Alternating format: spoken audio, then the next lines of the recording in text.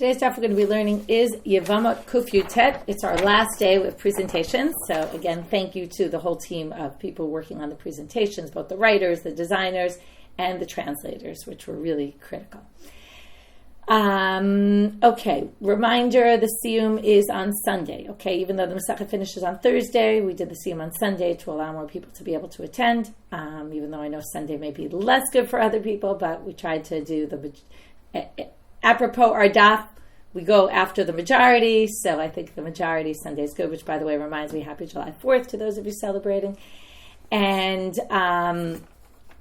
what I wanted to just remind everybody, a really, really important fact, which is Thursday there's regular class, and we're going to learn the beginning part. I know I keep saying this, but to those who don't listen to every class, so sorry that I sound a little boring, but Thursday we'll be learning the daf, the first half of the daf, and we're only going to start from the Mishna at the bottom of Kuf Chaf Bet, at the bottom at the siyum. So make sure if you want to finish, if you're finishing the Masechet, first of all, you're invited even if you're not finishing the Masechet. If you are finishing the Masechet and you want to finish at the siyum, make sure to get to the Mishnah that starts at the very bottom of Kuf Chaf Bet, and we will start from there at the siyum, and then everything eventually will go up on the site. So if you listen through the podcast, it'll come in two separate sections and a bit out of order, because it'll only be after we've already started Ketubot. There's no other way around that. Okay, so if you haven't registered for the siyum, registration's open. It's on the homepage, so please make sure to register, and you'll get your Zoom link. And if for some reason you don't get your Zoom link right away, then you should call, write to us by email and let us know, because you should get it immediately after registering. Okay, today's daf, we have a lot of sponsorships. Today's daf is sponsored by Shelley and Jerry Gornish in loving memory of their dear grandson, Oz Wilczyk, on his 6th Yahrzeit. Today's daf is sponsored by Harriet Hartman in loving memory of Moshe Hartman. In life, you expanded my horizons beyond all expectations. In your honor, I now feel my life expanding beyond all expectations through Hadron's Daf Yomi. Thank you, and thanks to Rabbi Michelle and Hadron for all the inspiration and insight. Today's daf is sponsored by Gita Jaroslawis Neufeld in loving memory of her father, Philip Jaroslawis. Yosef ben Menachem Mendel Upeshi. My father raised us to love learning, alav shalom. My father raised us to love learning and live Torah. While he might have said no when we asked for a new game, he never said no when we asked for books. His love of learning and passion for chesed are stamped strongly in the spiritual DNA of his children, grandchildren, and great-grandchildren. Today's stuff is sponsored by Adina Khajaj, in honor of, I see now this didn't come out in the chat, 1 second. Today's stuff is sponsored by Adina Khajaj in memory of Miriam Kirzner's birthday. Your late-night dedication to learning the daf with Hadran and Rabbanit Michelle, intellectually immersing yourself in a whole new world of Talmud, is an ongoing testament to the inspiration you've been for us all your life. We wish you many more years of learning and spiritual growth with lots of love from your brother and sister, Barry and Eileen Greenstone, and all your nieces and nephews, grandnieces and nephews, and great-grandnieces and nephews. And today's daf is dedicated to Geelit Sommer by her children. We wish our dear Ima a very happy birthday and a big shkayach for learning Masechet Yevamot. We're very proud of your dedication to learning, your openness to taking on this challenge. We are inspired by you, Ali Vatzlichi. Okay, a lot of dedications. Just happens once in a while that they're all timely and they all end up on one day. Okay, getting to our daf now. So we're starting the 16th and the final chapter. Haisha shalach ba'alav et sarata lemedinat hayam. We're continuing. It's really a continuation of the previous chapter. We now have a woman who goes with her, she doesn't go, she stays put. Her husband and her rival wife go off abroad. So now he goes off, he has no children. However, he goes off with a wife, so who knows? Maybe they had children. So when she hears her husband died, and here it's not an issue of believing the testimony or not, it's clear he's dead. But she can't, right now, this is what we call a classic aguna. She's stuck. She can't get married. She can't do yibum, because maybe he had a child and then she can basically marry anyone she wants. But maybe he didn't have a child. Maybe he had a child and she can marry anyone she wants. Or maybe he didn't have a child, in which case she has to marry the brother. Now she can't marry the brother if she's not sure, because it's Eshadach, right? She's the Eshadach. She's the wife of his brother. It's correct. So she's stuck. Right? We'll see later. I mean, theoretically, she could do chalitza. You'll see why she doesn't do chalitza. So, until when does she need to wait? And it's not so clear when this is. We'll get to this later in the Gemara.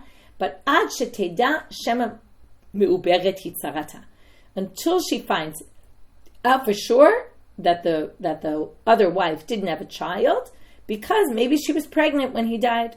Okay? Now, what if she never finds out, right? How long? We don't know. Because remember, the other wife is not in the scene. She's not here. So it's a little bit tricky because how are we going to figure out whether, right, there's no communication. Haytala chamot. What if her husband, okay, let's say her husband didn't go abroad, okay, but the mother-in-law went abroad. Now, why is the mother-in-law important? Because let's say the mother-in-law, okay, haytala chamot, and the husband dies, and he had no brothers. However, the mother-in-law went off somewhere. Right? You have to understand this in light of they got married young, obviously, and the mother-in-law could still be of childbearing age. In which case, maybe she ended up having a son when she was abroad. In which case, she's obligated in yibum. Otherwise, right? In other words, you have to pay attention.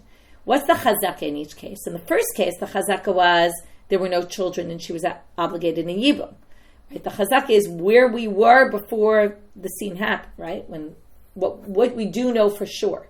What we know for sure in the beginning, or at least where we start, the starting point was, the last we knew, he didn't have any children and she was obligated in yibum.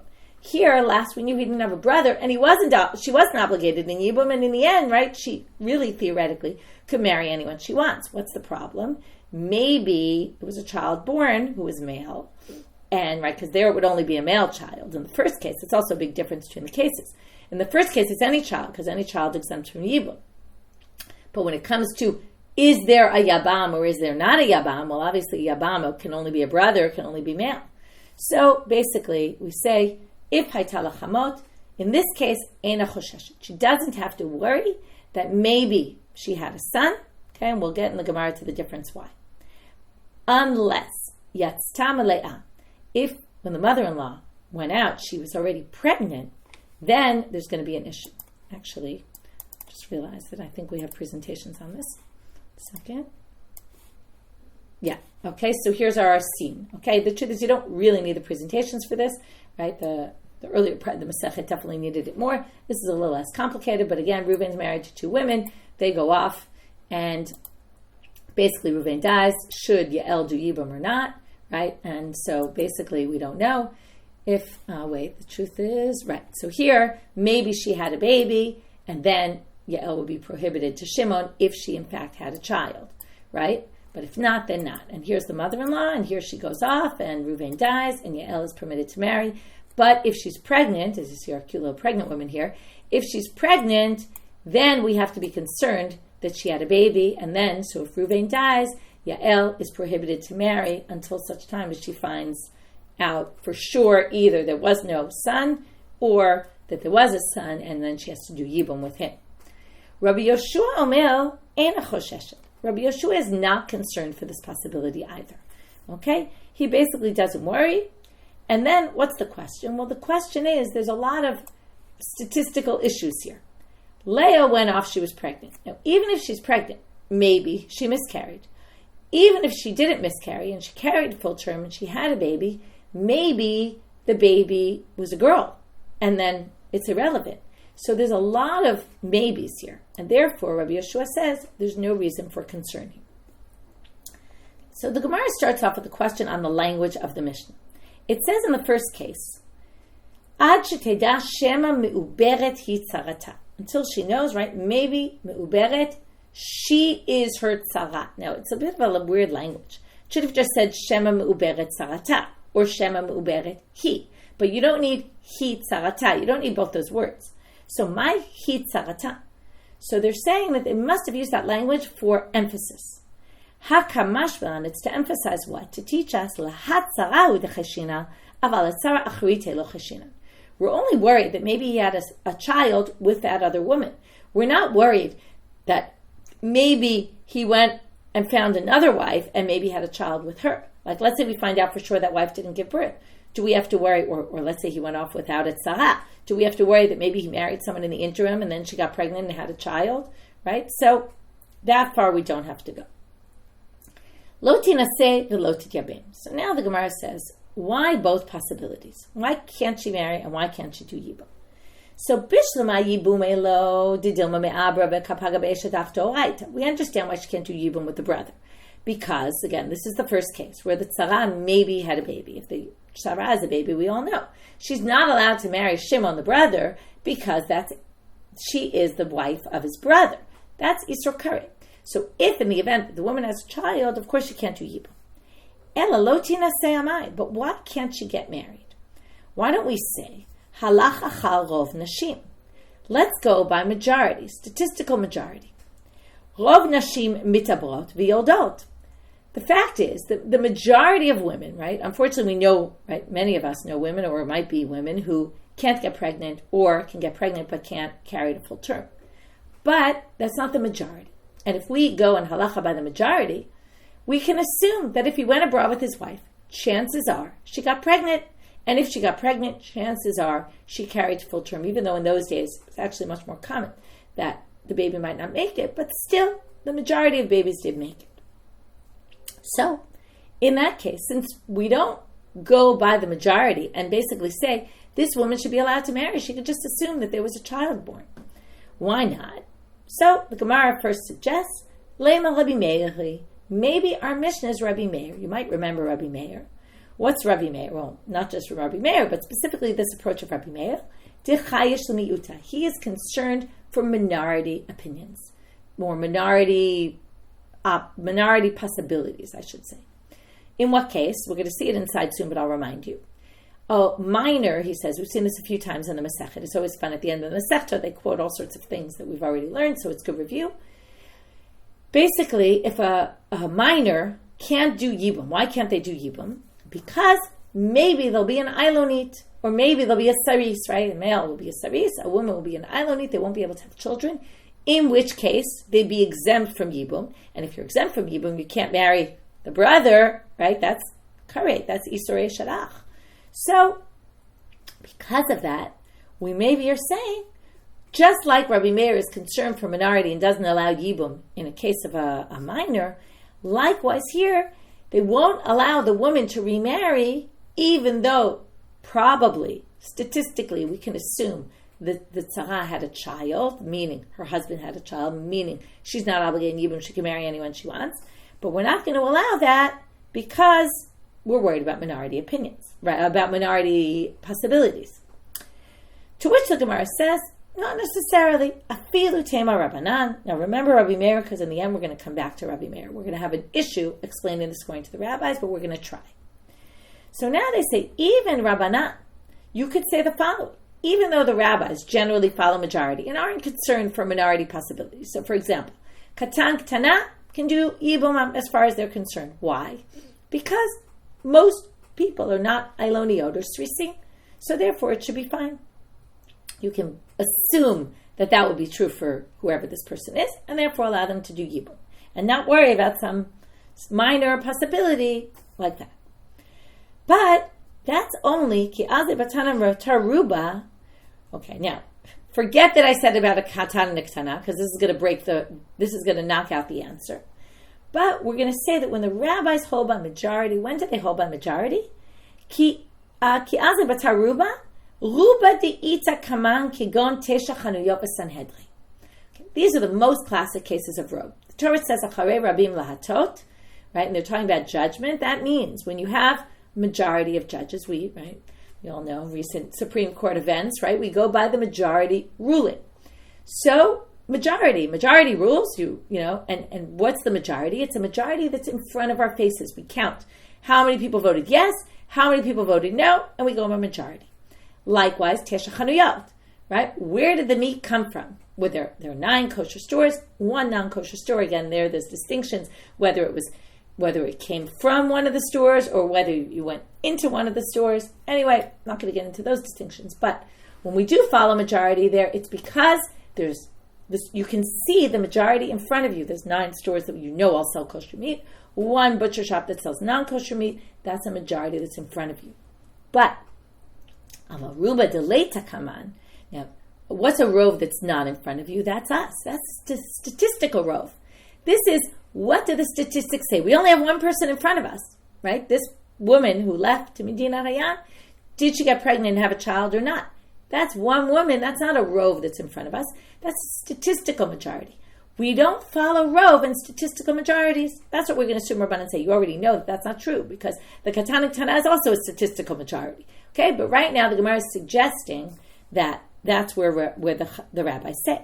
To which the Gemara says, wait a minute. Vare katanu ktana, but what? Wait, a minor, the case we talked about. Teruba deleta kamani.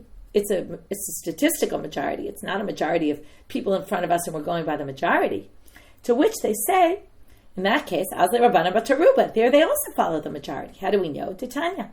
Katanu ktana lo chotzim v'lo mityavmim tivrei Rabbi Meir. Rabbi Meir doesn't allow chalitza or yibum. Amrula le-Rabbi Meir. Yafeh amalta she'en chotzim. I agree with you about chalitza. The rabbis say, we agree with you about chalitza. Why? Remember, ish ktiv b'parsha u'makshina nisha le'ish. A katan can't because the parsha says ish when it talks about chalitza. A woman, ktanah, can't, a minor. Why? Because ish, and we assume just like ish, the woman also has to be an isha, even though it doesn't say explicitly.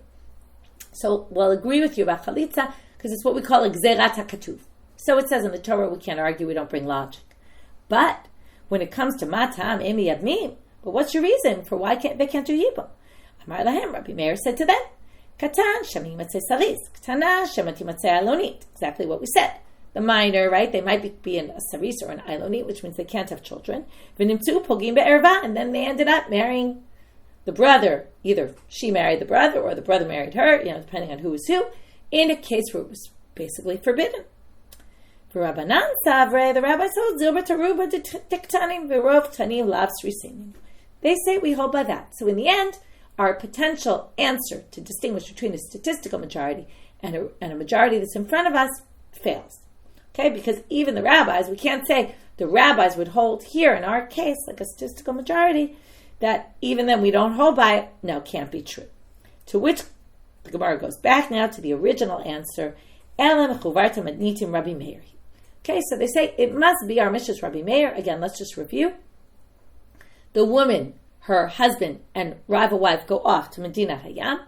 We have to be concerned for the minority of people who basically might not end up having children, might not get pregnant, or might not be able to carry the baby. And because of that, we have to worry.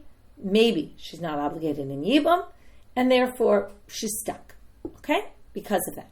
You're asking, does statistical majority come up in other cases? It absolutely does. Okay? It comes up a lot. This is often, and they might not call it that, but often we've seen it here with Rabbi Meir and the rabbis, where we always talk about rov. There's rov and there's chazaka, and there's all sorts of things that come into play all the time. Okay, we're going to talk about chazaka and rov. Chazaka can mean two things. Okay, chazaka can mean we assume most people behave in a particular way. We saw that recently, right? Rov is we assume most people, right, fall into this category or another, rather, right? They have children or they don't have children, that's rov. And then there's chazaka, which we're going to see today, and we talked about this recently, which is where are you at every given point? Like right now, we presumed you to be, a married woman, or we presumed you not to have a yibum, or we presumed you something. That's presumption as to where you are right now before something new comes in, which is a little bit like hamotzi mechavero alav haraya, like status quo. This was the status quo until now. Right? These are all concepts that are used. That's what makes these dapim great, because they're not just, right, some of the dapim we've learned are specifically very much yibum related and not connected to anything else.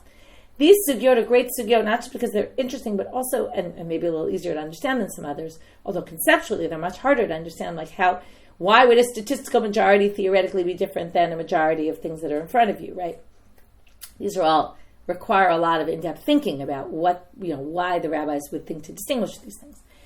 But they're concepts that are used all over in halacha. So yes, it comes up in other cases as well. Okay, so now we're going to assume our Mishnah that worries that maybe she's pregnant, that really it's worries maybe she's not pregnant, and the fact that we don't allow this woman to go and remarry anybody because assume that the woman had a baby, well, that is Rabbi Meir. But wait a minute. B'mayu kimta ki Rabbi Meir? We're now about 12 lines from the bottom. So wait, you're saying the Mishnah is Rabbi Meir? If you're going to say that, we have a problem with the end part. If we're choshesh l'miuta, look at the end of the Mishnah. Ema seifa. Haytala chamot ena chosheshet. If she has a mother-in-law, we're not worried that she had a child. Amai. Halacha rov nashim v'rov nashim mitabrot v'yodot. Right? Let's start following this. If we're worried about minority statistics, okay, like Rabbi Meir is, minority possibilities, I should say. If we're worried about minority possibilities, then we should worry that this mother-in-law gave birth to a boy, because that's a minority, and it's a minority. We should be, if Rabbi Meir is concerned with the minority of someone being a saris, statistically, it's much higher possibility that the woman went abroad and had a boy. Okay, let's go through. Because rov nashi, most people, mitabrot v'yoldot. Okay, majority of women will get pregnant and will have children. Mi'ut mipilot, okay, minority, miscarry. V'kol hayoldot, and anyone who gives birth, right, there's a 50-50 chance, male or female. Mechze zcharim, mechze nekevot. Smoch mi'uta de mipilot lemechze nekevot. So now let's start adding up. We have some will miscarry. So that gets rid of, I don't know, let's say, I have no idea in those days what the statistics, let's just say 5%. So we're left with 95%. Of those 95%, we're going to split them in half, right? And we're going to have half of those male, half of those female. We're already under 50%. So we get to the minority. So they're a minority. Now they're actually a big minority, much larger than the amount that are srisim or ailoniot. And yet, what do you see here? We're not concerned for that possibility that she had a male. So the Gemara says, "V'lichush," right? So they say, "Kevan di'ichaz kalashuk lo chayish." So they say, what's the reason? As I tell, we're going to use rov and chazaka and all that. There's a chazaka here, meaning the woman was already bechazkat that she could marry. When the mother-in-law went abroad, if the husband had died that day that the mother-in-law left, okay, or maybe you'd have to say 3 months before, because we don't know, maybe she's pregnant, okay? If 3 months, or I don't know, let's say the mother-in-law's husband had died and it was 3 months, whatever it might be. We assumed at that point there was no brother, right? He had no brother alive at the time. So if that's the case, then, right, the truth is at that point it would be, because it would be ach shelo ba la'olam, right? So basically, if the mother-in-law left that day, no problem. She could go marry anyone she wanted. Because that was her status at that point, we just continue that status we don't let a minority override the chazaka. That's what they're going to say right now. Hold off, because we're going to see, maybe sometimes it does. But right now, okay, this is why we get to these principles. We have things operating in different directions. You have to be choshesh l'miyuta. On the other hand, we have a chazaka that she's allowed to marry anybody because he doesn't have a yabam, he doesn't have a brother. There is no yabam. So therefore, we're not choshesh. To which case they go back to the first case. They say, wait a minute. If you're going to say, we're not choshesh l'miyut when there's a chazaka, so let's go to the first case. There was a chazaka also. What was the first case? The husband went abroad. He had no children, right? So the chazaka was, she's obligated in yibum. There he did have a brother. So they say, reisha di chazak yibum tiyabim. If your whole thing is that when there's a chazaka and there's rov, we're going to go by chazaka, where there's chazaka versus a minority, right? We're going to follow chazaka. So we should follow the chazaka. What she was presumed, her presumed status from the beginning. So therefore she should do yibum, and we don't allow her to do yibum. So Amar Rav Nachman, Amar Rav Ravua, we're going to have two answers to this question. Reisha d'isur karei chashashu, seifa d'isur lav lo chashashu. Wait a minute, you're distinguishing between two different isurim bichlal, two different severity. Right, the severity of the action is much less in the second case. In the first case, if you allow her to do yibum based on the chazaka, when you have a miut that maybe will say she's not obligated in yibum, she's going to end up marrying Eshadach. He's going to marry Eshadach, right, the wife of his brother. That is kareh. That's very serious. We want to avoid that, even if there's a miut of a chance that she's obligated. But in the other case, where she was permitted to marry anybody, remember, what happens if she's obligated in yibum and she goes out and marries some random person? So that's lo tieh eshet hamet chutza li'ish zal. The wife of the dead person is not allowed to marry anybody else. That's just a negative commandment. That's much less severe. There will allow her to do that.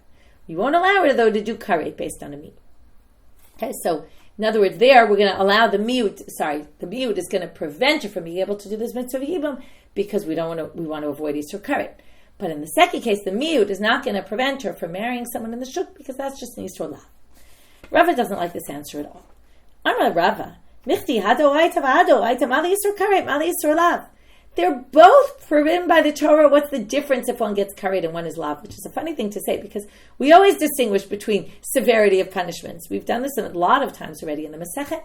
But he comes and says, we're not going to distinguish. Basically, he says, we're not going to allow her to do something against the Torah based on minority, that it's a minority on the other end and whatever. That doesn't make any sense. So he basically has to come up with a different answer. So why, again, if we're choshesh l'mi'ut, why in the first case we don't allow her to do yibum, but in the second case we allow her to go marry, and she doesn't have to worry about the minority of cases where the mother-in-law might have had a son. Ela Amarav. And here again, we're going to go back to this chazaka and rov and how they work together. Again, the chazaka here is not chazaka of we assume that people behave in a particular manner. That's a different kind of chazaka. Chazaka here is their status at the time, right, before the unknown happens. Okay, their presumptive status. So in the Reisha, chazaka liyibum, v'ruba l'shuk. The chazaka and the rov are operating against each other. The chazaka, the presumed status, again, the wife goes off abroad with the husband, she's still here, the other wife, and the presumed status at that point is he has no children, do yibum. What does the rov say? The rov says, lashuk. The rov is, most women have children, get pregnant, have children, so chances are he has a child. So we have chazaka and rov pulling in different directions. Now, here we get to, when we have chazaka and rov operating against each other, which wins out? Chazaka lo adif kiruba. Presumptive status is not as strong as rov. Statistical majority overrides chazaka. Okay, presumptive status. But if we're Rabbi Meir, we're choshesh l'mi'uta. So right now, if we put them on a scale, right, the rov that says she can go marry in the shuk will allow her to go marry in the shuk because probably the wife had a child. But since we're Rabbi Meir, I mi'uta to mipilot. But we're going to put on that other side of the scale where the chazaka is the presumptive status that would say she's chayiv in yibum, and we're going to add to it the minority of cases of women who don't end up having children, and maybe that wife never had a child.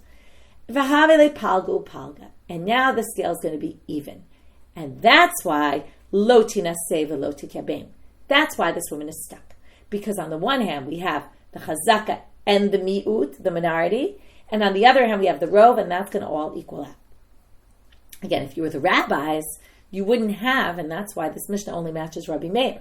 If you were the rabbis, you just have rov and chazaka, and rov would outweigh chazaka, and she would basically be able to go marry. And that's why they had to say that the Mishnah is Rabbi Meir, because the rabbis would hold rov outweighs chazaka, and we ignore the minority. But what we need to explain now is the seifa. That was the whole question. This actually was pretty clear before, but it's just we didn't see it in these terms. But now it's apply these terms to the next case. Seifa, what's the chazaka of the woman? The woman's mother-in-law goes abroad, she has no children. So even though the first woman has no children either with her husband, and her husband dies childless, there was no yibum to begin with. So the chazaka says her presumptive status was she can go marry anyone she wants. She's not obligated in yibum. So seifa chazaka l'shuk. That means she can go marry anyone. And what's the rov? Rov women don't have males, basically, right? Chances are there's more of a percentage that she either didn't carry to full term or didn't get pregnant or had a girl, in which case there wouldn't be a yibum. So the rov works together with the chazaka. In that case, you don't have to worry about miut because the rov and chazaka are on the same side of the scale. So the miut is, you stick the miut, the minority on the other side, that's certainly not going to outweigh rov and chazaka. So havel is chalim miuta de miuta. Right? In other words, the fact that it's going to be a male is like a very small minority of possibilities. It's not really. It's a high percentage of the minority possibility, but it can't stand up against the rov and the chazaka. And therefore, miuta de miuta lo chayish Rabbi Meir. When it's just miut against a rov, we'll let it win. But when the rov has a chazaka also, then we're not going to hold by rov. Okay, and that's how we in the end distinguish and show that the Mishnah is Rabbi Meir. And don't worry from the second part doesn't contradict. The second part is different from the first part because the rov and chazaka are working together rather than against each other. Okay. Now, let's go back to lo tinaseh v'lo tityabem. We're back in the first case.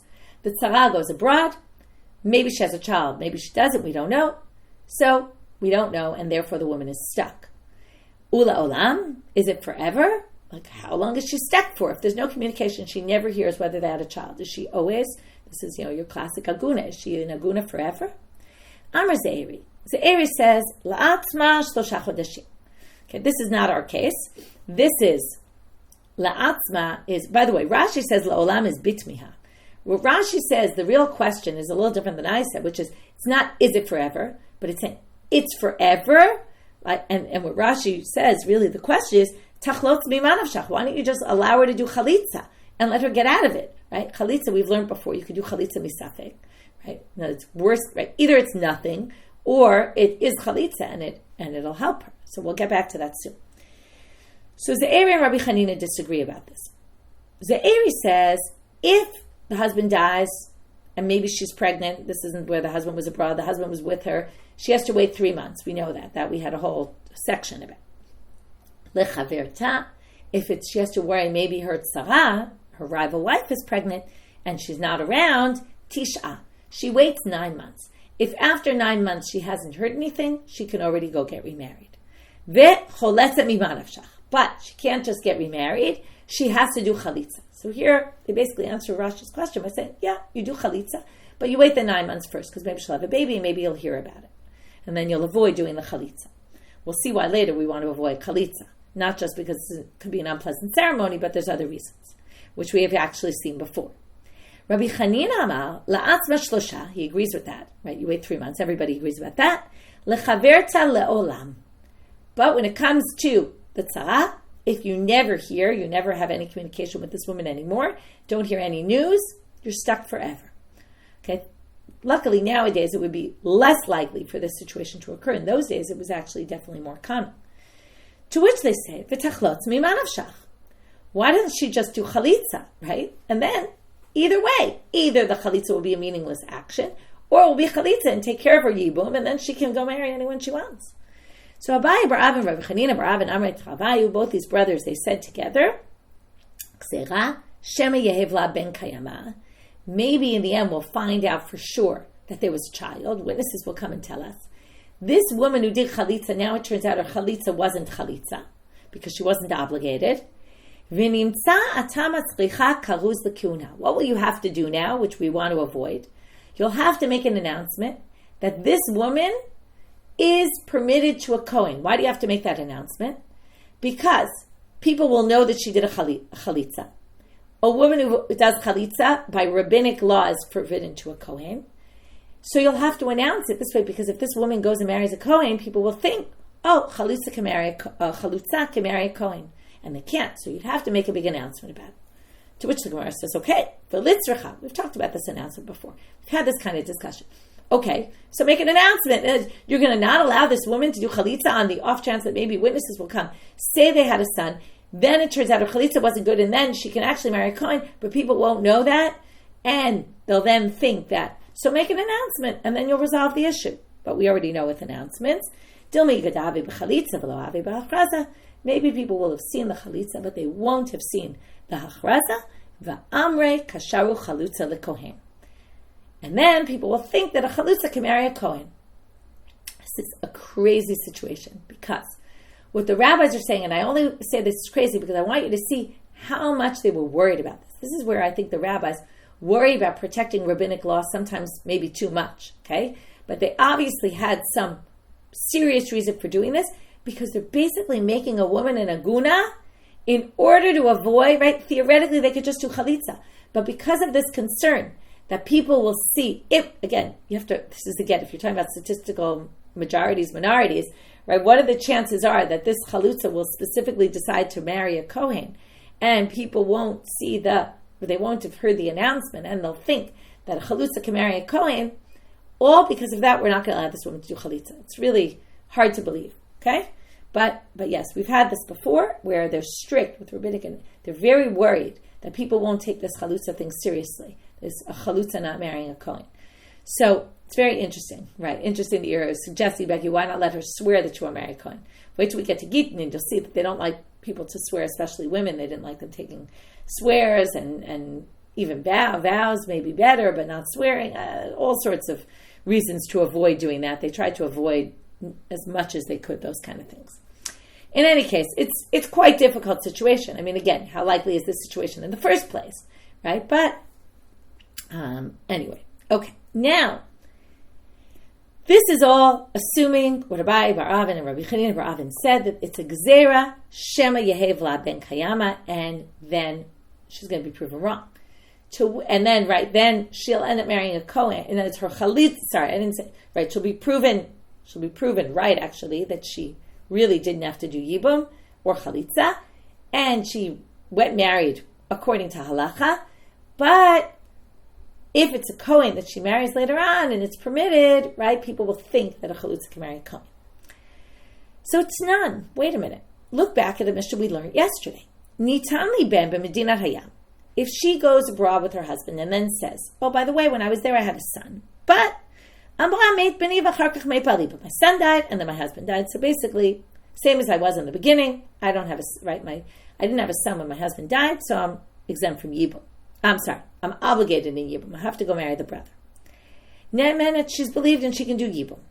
But if she says, if we didn't even know of her son's existence, and then she says, well, in fact, my son was still alive when my husband died, and I'm not obligated in yibum, we don't believe her. Why? Because we're worried she's lying just to get out of yibum. Now, here comes the question. Why aren't we concerned? I skipped the important line.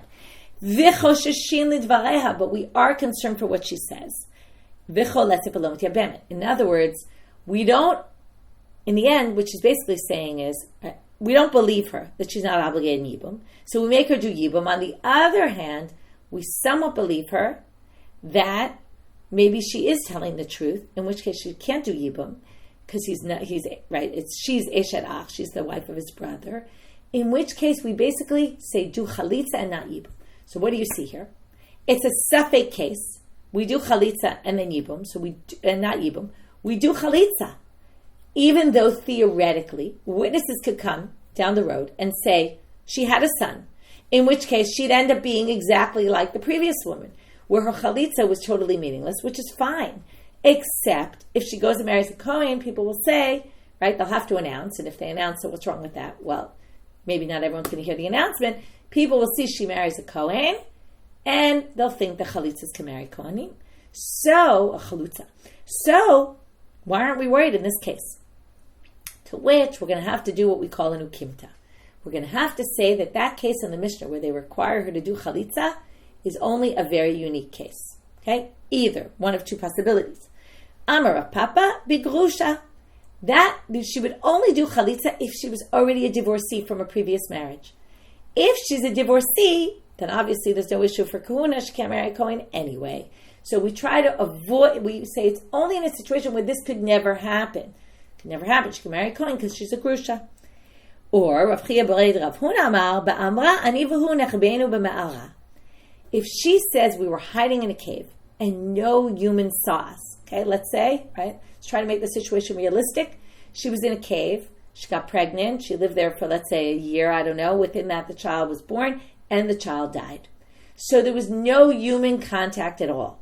So there was no one who could testify about her. This is only a concern if someone comes in the future and testifies about her, we'll be stuck, right? Because then she really won't, it'll be clear she's not a chalutza. It's the only case where she'll actually be able to marry a Kohen. At this point, she can't marry a Kohen because she's a chalutza of misafek. Once it's clear, so basically we're going to say, it's just not, it will never be clear in this case. That's the case when the Mishnah requires chalitza. It would only be in a case like that, or in a case where she anyway couldn't marry a Kohen, she was a divorcee. Okay, new Mishnah. Shtei Yevamot. Okay, let's go back to the presentation. We have two Yevamot. So Yael is married to Reuven and Tamar is married to Shimon. Okay, so Reuven and Shimon are brothers. They each have a wife. Zo omeret met ba'ali. So Yael says, my husband died. Which means what? We can assume he's dead because we believe her. At this point, she has to do yibum with Shimon. But what if Tamar says, Zo omeret met ba'ali. Tamar says, my husband died. Now, if you remember, in the list of women who are not believed about each other is the Yevamah. Yael and Tamar are what we call Yevamot zolazo. It means that Yael could potentially end up being a future rival wife to Tamar if her husband dies. And Tamar could be a future rival wife to Yael if, right, I mean, either way, right? If Tamar's husband dies, she'll marry Reuven. So basically, those women, theoretically, are in the list of women who aren't believed because they could hate each other. So, what happens now?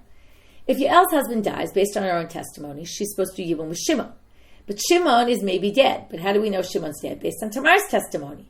So Yael theoretically should be able to marry anyone she wants, but she can't because her testimony is based on, her evidence is based on her Yevamah's testimony, who's not believed, relating to Yael. And the same thing with Tamar. So, Zo omeret met ba'ali v'zo omeret met ba'ali, if they both say that, Zo asura mipnei ba'ala shel zo v'zo asura mipnei ba'ala shel zo. If we can't find Reuven or Shimon, each one assumes, regards to them, their husband is dead. But regards to the other woman, the husband's still alive, meaning there's a Yabam out there and they can't marry until they deal with the Yabam. And they can't find the Yabam because he's lost in action, so they're stuck. Now we're going to talk about, without the presentation, let's just go back for a minute. Lizo edim v'lazo ein edim.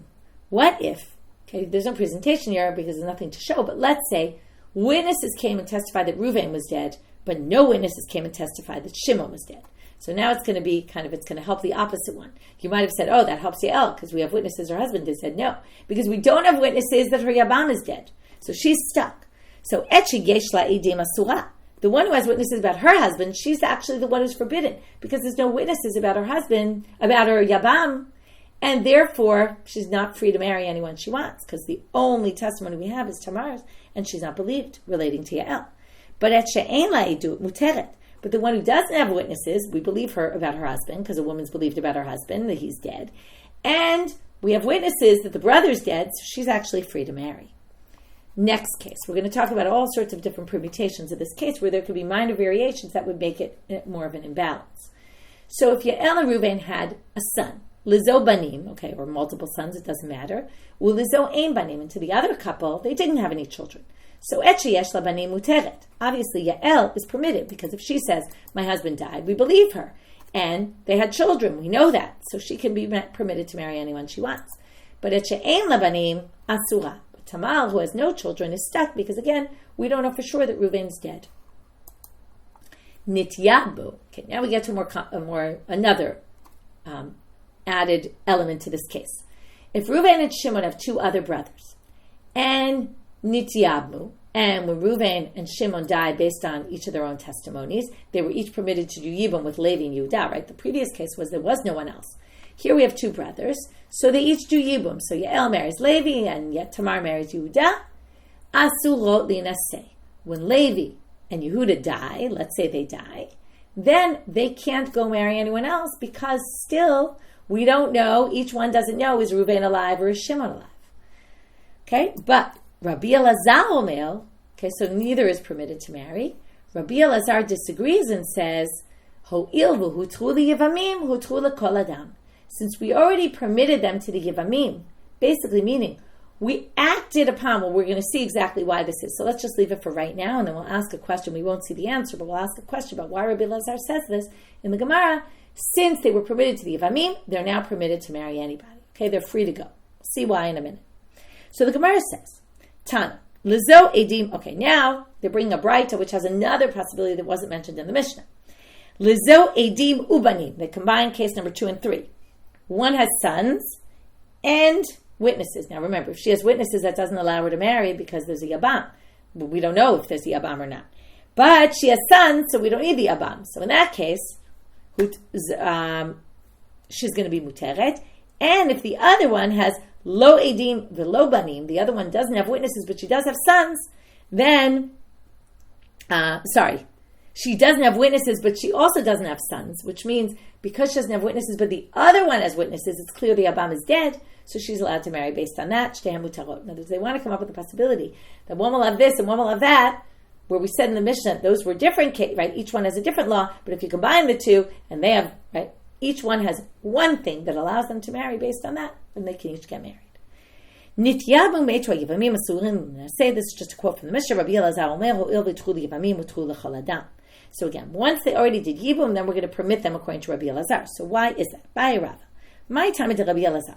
Is it mishum de kasavar tzara me'ida lechaverta? Does he just disagree with this whole principle and think that a tzara or a future tzara, which is a yevamah, who's a future, they could potentially be future rival wives, is allowed to testify for her friend? O dilma mishum de hilo makalkala nafsha? Or is it because he believes that no one's going to mess themselves up? Now remember, what did these women do? They married the yabam. Meaning, if Tamar didn't really believe that Shimon was dead and she was just lying to mess up her potential future rival wife, Yael, well, she wouldn't have acted upon it and married the brother, because that's current. So is it because we assume she's not going to mess herself up? Before the Gemara answers the question, they ask another question, which is Lamai Nafkamina. What's the difference whether we say it's that or that? And for this, we're going to stop right here, because that's the end of our daf, and we'll wait to finish this section up in tomorrow's daf. Have a great day, everybody.